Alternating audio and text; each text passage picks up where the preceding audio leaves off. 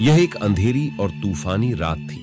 बारिश जोरों से हो रही थी और हवाएं तेज चल रही थीं। एक छोटा सा गांव तूफान से अछूता नहीं था। गांव के लोग अपने घरों में सुरक्षित थे, लेकिन कुछ लोग बाहर थे। उनमें से एक छोटा लड़का था जिसका नाम एनरी था। एनरी अपने घर के पीछे के बगीचे में खेल रहा था। वह एक पैर के नीचे खड़ा था और बारिश देख रहा था। अचानक उसने एक आवाज सुनी। आवाज पैर से आई थी। एंडी ने ऊपर देखा और देखा कि एक आदमी पैर पर बैठा है। आदमी का चेहरा काला था और उसके बाल लंबे और सफेद थे। उसके हाथ लंबे और पतले थे और उसके नाखून लंबे और कांटेदार थे। आदमी का चेहरा क्रोध से भरा था।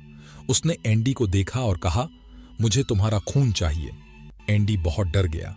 उसने भागने की कोशिश की, लेकिन आदमी बहुत तेज था। उसने एंडी को पकड़ लिया और उसके गले पर दांत गड़ा दी। एंडी चीखता रहा, लेकिन कोई सुनने वाला नहीं था। आदमी ने एंडी का खून पिया और फिर वह गायब हो गया। एंडी को बचाया नहीं जा सका। उसका शरीर पेड़ के नीचे पड़ा मिला। उसके गले पर दांत के निशान थे। गांव के लोगों को बहुत दुख हुआ। उन्होंने एंडी का अंतिम संस्कार दिया और उसके लिए प्रार्थना की। लेकिन एंडी की मौत अभी भी रहस्य थी। कोई नहीं जानता था कि आदमी कौन था और वह कहां से आया था। एंडी की मौत के बाद गांव के लोग बहुत डर गए। वे रात में या फिर तूफान में बाहर जाने से डरते थे। वे सोचते थे कि वह डरावना आदमी फिर से आ सकता है और उन्हें भी मार सकता है। लेकिन कोई भी कुछ नहीं कर सका, क्योंकि वह डरावना आदमी बहुत शक्तिशाली था। आए दिन गांव में कोई ना कोई व्यक्ति गायब हो रहा था, या फिर उसकी मृत शरीर खेतों या फिर पैर के पास मिलती थी। एक दिन एक बूढ़ी महिला गांव में आई। उसने गांव के लोगों को बताया कि वह एक जादूगर है। उसने कहा कि वह उस डरावने आदमी को ढूंढ सकती है और उसे मार सकती है। गांव के लोग बहुत खुश हुए। उन्होंने बुजुर्ग महिला से मदद करने के लिए कहा। बुजुर्ग महिला ने उस पेड़ के पास जाकर संस्कृत में मंत्र पढ़ा।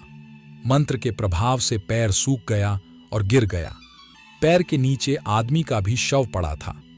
यह वही था जो पिछले कई महीनों से गांव के लोगों का खून चूस रहा है और उन्हें मार रहा है। बुजुर्ग महिला ने आदमी के शरीर को जादुई मंत्र से जला दिया। उसने गांव वालों को बताया कि यह आदमी एक पिशाच था। पिशाच एक प्रकार का भूत होता है जो इंसानों का खून पीता है। बुजुर्ग महिला ने कहा कि अब गांव के लोग सुरक्षित हैं। गांव के लोग बहुत खुश हुए। उन्होंने बुजुर्ग महिला को धन्यवाद दिया। बुजुर्ग महिला अब उसी गांव में रहने लगी। आंचल स्टोरी को सपोर्ट कीजिए और सब्सक्राइब कीजिए और लाइक कीजिए, फिर शेयर कीजिए। हमारे इस वीडियो को देखने के लिए बहुत बहुत धन्यवाद।